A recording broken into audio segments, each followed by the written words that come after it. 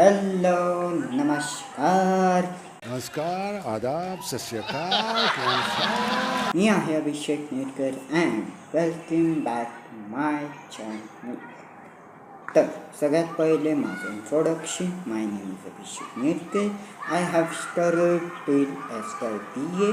त्या SYBA नंतर का बरं नाही, कारण माझ्या FYBAच्या रिझल्टमध्ये काही टेक्निकल प्रॉब्लेम्स आले होते, म्हणून SYBAची परीक्षा नाही दिली गेली. आता म्हणता येते की येणार हे थोडं पण माहीत नाही. आय हॅव स्टडीड LKG किंवा जे तुम्ही म्हणू शकता ते 10th in AP Patel high school, आणि 11 ते SYBAपर्यंत मी शिकलेलो आहे इन HPT कॉलेज. मी राहतो नाशिक. हो, ती जागा जिथे रामायणचं मुख्य पाठ झालेलं विच लक्ष्मणाने शूर्पणखाचं नाक कापलं ते वालं. अँड सेकंड वन ऑल्सो सीताला किडनॅप करून. यस, आणि इथे पेशवांची मंदिरं खूप सारे आहे and there are many. So म्हणजे हिस्ट्री प्लस मायथॉलॉजी हे दोघी याचं मिश्रण नाशिकमध्ये मिळतं. So my ultimate goal is to become a film director. पण I don't have any godfather or anything else. तर मग कायच करू शकतो. पण आता जर फिल्म डायरेक्टर बनायचं आहे तर माय फेवरेट ॲक्ट्रेस त्याच्याबद्दल पण बोलू. My favourite actors are Ranveer Singh, Vicky and Vishal Jethwa. Actress मला तीन आवडतात, कंगना, आलिया आणि सोनाली कुलकर्णी. दॅन डायरेक्टर जे आहे ते पण तीन तिघडा काम बिघडावाले. So SS Rajamouli, Paresh Mokashi sir आणि Sanjay Leela Bhansali. One of the favourite director माझ्यामध्ये. फेवरेट मूवीज खूप सारे आहे, पण त्याच्यामधून काही जर म्हटले तर 3 इडियट, धुरंधर 1, धुरंधर 2, परेश मुकाशी सरांची एक खूप छान फिल्म आहे Elizabeth Ekadashi, Tumbbad, lunch box आणि लाल कप्तान. हे 6 फिल्म्स मला खूप जास्त. दॅन आता मी की तू हे चॅनल का बनवतो आहे, या चॅनलमध्ये काय काय होणार आहे. तर सगळ्यात पहिले Y I am making history, कारण आय लव्ह हिस्ट्री. मला असे एक्साइटमेंट वाटते की ॲज अन इंडियन मला हर एक राजाची गोष्ट माहीत पाहिजे, कारण हिस्ट्री टीचर्स की काय काय आपल्याला चुका नाही करायला पाहिजे, काय काय आपल्याला करायला पाहिजे, कशा लोकांवर विश्वास ठेवायला पाहिजे, असं भरपूर. When you are making something brand ते सांभाळायचं ॲडमिनिस्ट्रेशन वगैरे खूप. सो दॅट्स अ व्हेरी, ते आपण हळूहळू पाहू. आपल्या इंडियाचा इतिहास एवढा मोठा आहे की हर एका राज्यात कोणती ना कोणती गोष्ट दडलेली, भले it's fantasy, it's history, it's mythology. आणि हिस्ट्री मला खूप जातं, कारण खूप विशाल आहे आपला इतिहास. इंडस व्हॅली सिव्हिलायझेशन ते आत्तापर्यंत इतके सगळे इव्हेंट्स झालेले. आय मीन पंजाब, काश्मीर आणि बेंगॉलचं खूप डार्क हिस्ट्री, मराठ्यांच्या, राजपुतांचा एवढा इतिहास असा आहे की आपल्याला कॉन्फिडन्स होतो, आपल्याला करेज होतं की यांच्यासारखं आपल्याला लाईक दॅट टाईम. म्हणजे मला खूप असं शिकण्यासाठी खूप प्रेरणा मिळते त्यांची. आणि द सेकंड वन मला टीचर्स खूप भारी म्हणजे वेदर इट्स ऑन कॉलेज और स्कूल म्हणजे चुम्मा टीचर्स. आता या चॅनलमध्ये मी असे व्हिडिओ तर बनवणार आहे म्हणजे लेक्चर्स टाईप की Chhatrapati Shahajiraje the end of Maratha empire.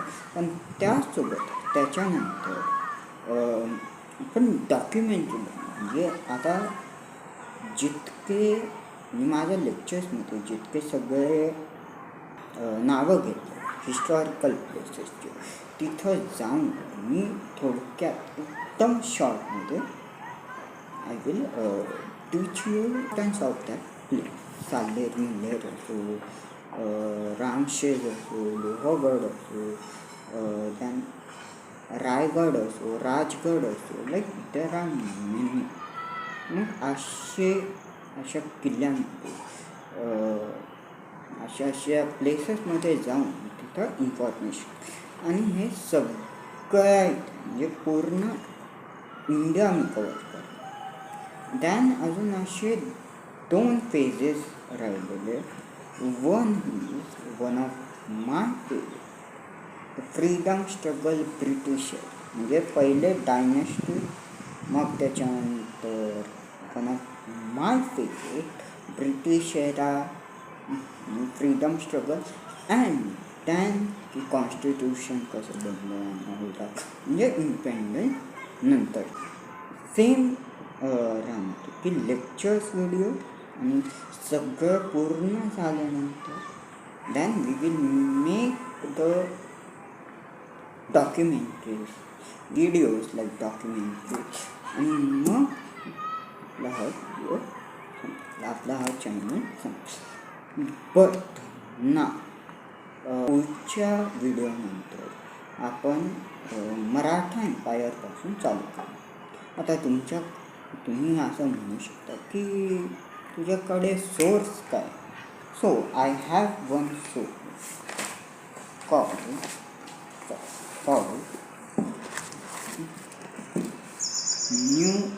New history of Maratha Volume 1 Shivaji and his life, written by Govind Sakharam Sardesai. आता हे कोण आहे चला जाणून. गोविंद सखाराम सरते यांचा जन्म झाला 17 मे 1865 हसोल रत्नागिरी तालुक्यात. ते मिडल क्लास करहडे ब्राह्मण फॅमिलीमध्ये. पिता त्यांचे होते ज्यांचं नाव होतं सखाराम पंत सरदेसाई. हे एक साधेभोळे शेतकरी होते. त्यांचं मूळ गाव हे मावलंगा होतं ज्याचा 700 वर्षाचा इतिहास आहे. मग त्यांचे वडील हसोल तालुका मूळ झाले. काहीतरी फायनान्शियल प्रॉब्लेम असेल किंवा काय असेल आय डोंट. आता तुम्हाला विचारायला सरदेसाईंना गोविंद सखाराम सरदेसाईंना कसं काय उत्सुकता झाली. आता त्यांचे जे आजोबा होते ग्रँडफादर होते ते शिवाजी महाराजांचा अंडर काम करायचे, सर्विसमध्ये होते. अँड लाईक आता तुम्हाला सगळ्यांना माहितीच आहे की आजी आजोबांना गोष्टी ऐकवायला खूप आवडते. तर मग ते आपल्या नातवाला म्हणजेच गोविंद सखाराम सरदेसाईंना गोष्टी ऐकवायच्या की महाराजांसोबत अशी लढाई केली, कसं केलं, ऑल दॅट. आणि त्याच्यामुळे एक स्टेप पुढे गेले गोविंद सखाराम सरदेसाई की लाईक उत्सुकता आली की भाई शिवाजी महाराज काही तर वेगळेच असतील अँड ऑल दॅट. खूप उत्सुकता झाली आणि हे एक पहिलं स्टेप होतं त्यांचं इंटू द मराठा एम्पायरसाठी रिसर्च कर. The socio-political context of 19th century Maharashtra marked by British colonial dominance over Bombay Presidency, also excites Sardesai for how Maharashtra was colonial, was before the colonial period.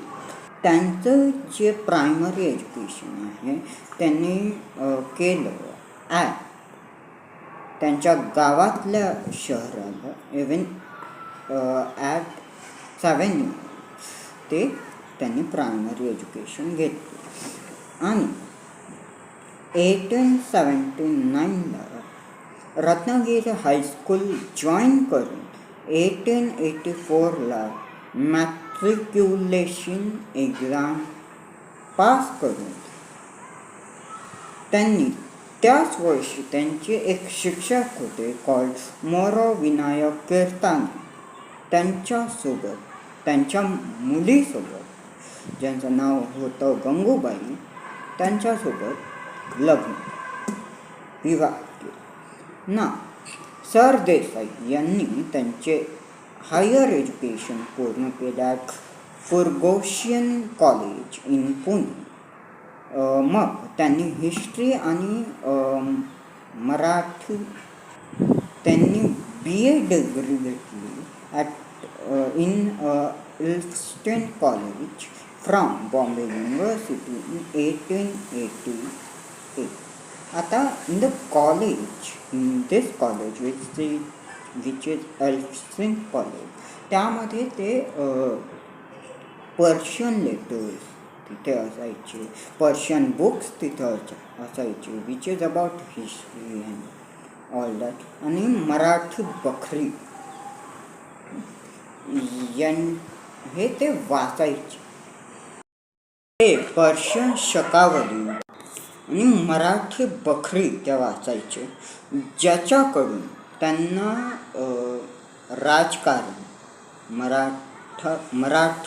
Maratha एम्पायरचं राजकारण आणि even संस्कृती मराठी लोकांची संस्कृती कशी होती हे सुद्धा कळालं. आता 80च्या दरम्यान ते लोकल मराठी जर्नल्स वाचायचे. आता का बरं? कारण तिथे मराठा हिस्ट्रीबद्दल आणि ती देशभक्तीबद्दल खूप जास्त इन्फॉर्मेशन्स होती. लाईक जे इवन काय म्हणतात खूप मेजॉरिटी लोकांना माहीत होती अशा इन्फॉर्मेशन्स ना. At 1990 he was sorry not 1990 sorry 1900ला he was appointed as a diwan or chief minister of Miraj Senior, a prominent princely state. आता त्यांचं काम काय होतं? त्यांचं काम होतं पॉलिसीज बनवणं, न्याय व्यवस्था सांभाळणं आणि पूर्ण राज्याचे जे अफेअर्स होते ते सांभाळणं. मग ते राजांकडे जायचे, जे लोकल राजा होते त्यांच्याकडे जायचे. आणि लोकल राजा हे कारण त्यावेळेस ब्रिटिशांचा राज होता. मग ब्रिटिशांकडे जायचे अँड ब्रिटिशांना जर ते आवडलं की बाबा चांगलं पॉलिसीज बनवलेले, चांगले हे बनवलेले, तर मग ते काय म्हणतात राजांना हो म्हणायचे आणि मग ते सरदेसाईंना सांगायचे की तुम्ही हे करू शकता, तुम्ही हे पॉलिसीज लागू करू शकता या जिल्ह्यात, पण हे नाही, असं करा, तुम्ही थोडंसं बदल करा जे ब्रिटिशांनी सांगितलं. ड्युरिंग 20th century ते सांगली आणि औधचे पण दिवाण बनले. त्यांचं जे मेन गोल होतं ते होतं लँड रेव्हेन्यू सिस्टीमला एक थोडंसं वेगळं टर्न देणं, खूप सुधार करणं, इवन इन एज्युकेशन पॉलिसीमध्ये चेंजेस करणं आणि त्याला सुधार. आणि इवन शेतकऱ्यांसाठी वेगवेगळे पॉलिसीज बनवणं जे त्यांच्यासाठी म्हणजे शेतकऱ्यांसाठी उपयुक्त असतात. अशा 1910च्या नंतर ही transition to the role of Riyasatkar which mean a state historian for multiple princely state like Miraj, Sangli, Aundh आणि अजून पण जे डेक्कनमध्ये होते ते. नाव ह्याज रियासत का त्यांचं काम होतं एक डॉक्युमेंटरी कोणाला सापडलेली आहे, एक कागद पेपर्स कोणाला मिळालेले आहे, एक मूर्ती मिळालेली आहे, त्याला प्रिझर्व कर आणि डॉक्युमेंट कर. मग या पोझिशनमुळे त्यांना एक रॉयल डॉक्युमेंट्स जे होते, अनपब्लिश मटेरियल्स जे होते ते मिळाले. आणि मग त्यांनी त्यांच्या पुस्तकात हे सगळे जे डॉक्युमेंट त्यांना मिळाले खूप सारे, ते त्यांनी मेन्शन केले in the book, in his book. म्हणजे सांगलीमध्ये काम करताना त्यांना जुन्या पुराण्या आठकालीन पेपर्सला, कागदपत्रांना जे खूप इम्पॉर्टंट असतं त्यांना वर्गीकृत करून, ऑर्गनाईज करून त्यांना त्यांची यादी बनवली, म्हणजे कॅटलॉज केलं. आता कसं लायब्ररीमध्ये तुम्ही सांगितलं एका की हे पुस्तक आहे का, लायब्ररियनला सांगितलं की हे पुस्तक आहे का, तर मग तो बघतो की एक फाईल उघडतो, त्यामध्ये सगळं लिहिलं की ही पुस्तक 12 नंबर याच्यात किंवा त्याच्यात आहे, एक स्पेसिफिक नंबरात ते ठेवलेले.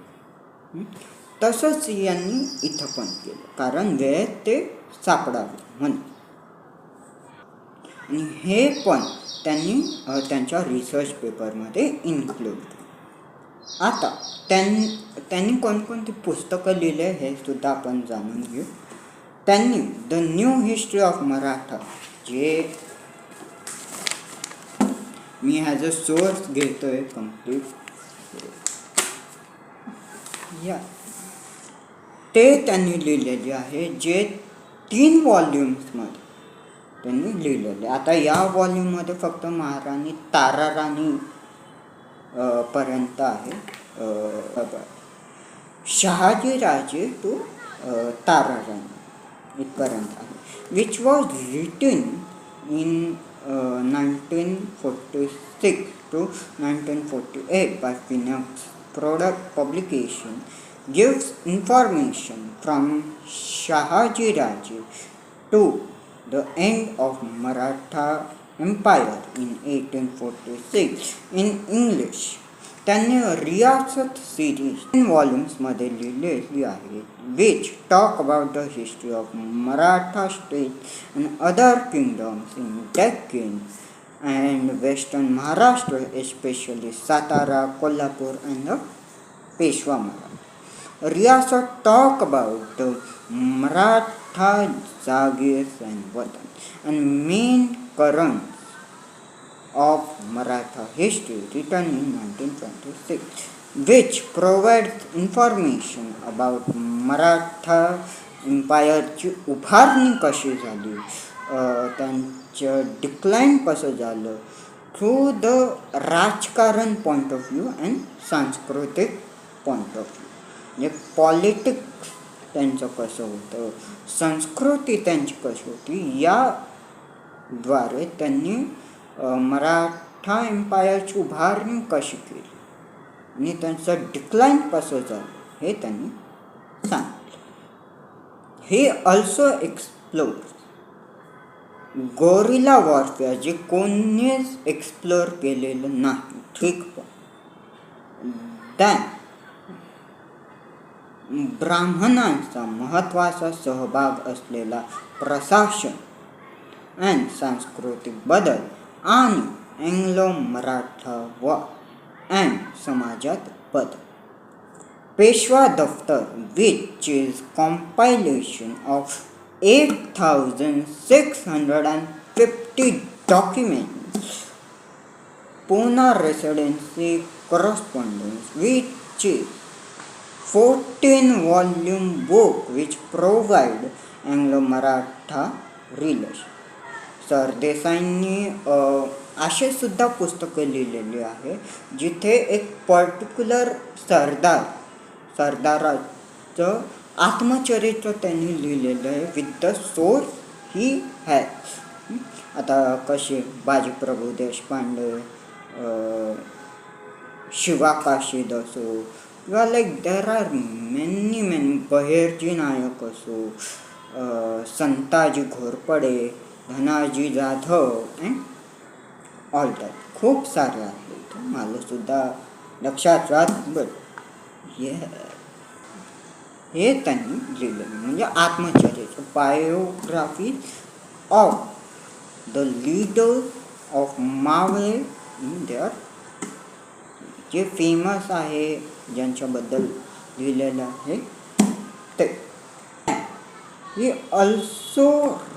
has also written Chhatrapati Shahu आणि पेशवा अँड शाहू आणि बाजीराव इन 1931 आणि खूप सारे म्हणजे असे भरपूर पुस्तकं आहे जे मी इथे तर नाही इन्क्लूड करू शकत नाही, तर मग खूप मोठा व्हिडिओ. आता तुम्हाला वाटत असेल की इथं व्हिडिओ संपला, but no my boy no, इथे नाही संपला. आता या पुस्तकाची मी वाचतोय, जे मी वाचलंय, जे मी सोर्ससाठी घेतलेलं आहे, इन दॅट बुक तिथे रेफरन्सेस अजून एका हिस्टॉरियनचे दिलेले आहे which is name as Jadunath Sarkar. आता हे पण तुम्हाला मराठी वाटत असेल, but he was not Maratha guy, he was from the Bengal. Yes, Bengal, Karachmaria district होतं, राजशाही बेंगॉलमध्ये ते जन्माला आले ऑन डिसेंबर 10, 1870. येस, मला सुद्धा वाटलं होतं की काय म्हणतं मराठा असेल, पण हे बेंगॉल निघाले, which is a good thing by the way. आता his father work as a landlord, वतनदार होते ते, जमीनदार होते ते. त्यांनी त्यांचे अर्ली एज्युकेशन घेतलं in Karachmaria, Rajshahi town and Calcutta. In 1887 he passed the matriculate entrance examination from Rajshahi Collegiate School. म्हणजे सेम डिग्री त्यांनी घेतली, गोविंद सकाराम सरदेसाईंनी घेतली. ना he passed intermediate first arts examination in 1889. त्यांनी BA सुद्धा पास केलं इन फेब 1891 इन हिस्ट्री आणि of course English from Presidency college. 1892ला त्यांनी त्यांची MA एक्झामिनेशन सुद्धा पास केली इन इंग्लिश. नाव या काळात ते इडविन हिंदू हॉस्टेलमध्ये राहायचे आणि ते त्यांच्या हॉस्टेलमध्ये एक त्यांचं फुटबॉल क्लब होतं, त्यांचे ते सेक्रेटरी होते. सो आता सेक्रेटरी होते, पण यांचं हॉस्टेलवाल्यांचं एक मॅगझिन पण असायचं कॉल्ड शोहरीट. तर मग या मॅगझिनमध्ये जादूनाथ सरकारांचं पहिलं फर्स्ट आर्टिकल त्यांनी लिहिलं होतं ॲट शोरीद मॅगझिन. टायटलचं नाव काय, fall of Tipu Sultan. Yes, in 1898 ते इंग्लिश आणि हिस्ट्री शिकायचे, म्हणजे as a professor in presidency college Calcutta. From 1898 to 1917 he used to teach history and English at Patna college, म्हणजे पटना कॉलेजला ते ट्रान्सफर झाले. तिथे पण ते हिस्ट्री आणि इंग्लिश शिकायचे. पण तिथं त्यांना 1908ला त्यांना हिस्ट्री डिपार्टमेंटचा हेड बनवला. दॅन इन 1901 तर त्यांनी कोणकोणते पुस्तकं लिहिलेले हे आपण बघू. इंडिया ऑफ औरंगजेब, जिथे मुघलांचा इतिहास आहे. Then some books like economics of British India 1901, antidote of Aurangzeb and historical essay 1912मध्ये लिहिलं. Chaitanya, his pilgrimage and teachings 1913, Shivaji Maharaj and his times 1919, fall of Mughal empire volume 1-4, 1932 to 1950, Bengal of Nawabs 1952, Military History of India 1960, A History of Jaipur 1984, etc. He also edited a book called The Translation of the N.A. Akbari of Mughal Faisal, which was written by colonial jurists. Now the history of Mughal period 1990 to 1757 and Persian records of Maratha history volume हे सुद्धा edit केले. आता यांचे जे mentor होते ते होते William Irwin. ही pass away peaceful जादूना सरकारांचं जे निधन होतं ते झालं 19 मे 1958ला बिना किसी आजार, बिना किसी परेशानी से उनका निधन. आता आपलं सगळं डिस्कस करून झालं. इवन जे मी सोर्सेस घेतोय ते त्यांचे जे हिस्टॉरियन्स आहेत त्यांच्याबद्दल पण बोलून झालं. आता पुढच्या व्हिडिओपासून आपण रिअल लेक्चर्स, रिअल इतिहास चालू करू. अँड आय एम 100% शुअर की तुम्हाला खूप नवीन नवीन गोष्टी शिकायला मिळेल. आपण पूर्ण इंडियाचा इतिहास बघणार आहोत. And like it's gonna be superb journey. जर तुम्हाला हा व्हिडिओ आवडला असेल तर प्लीज सबस्क्राईब, प्लीज लाईक करा, शेअर करा, कॉमेंट करा. आणि जर माझ्याकडून काही चुकी झाली असेल कॉन्फिडन्समध्ये किंवा बोलण्यामध्ये, थोडं वाचून बोलत होतो, खरं सांगितलं.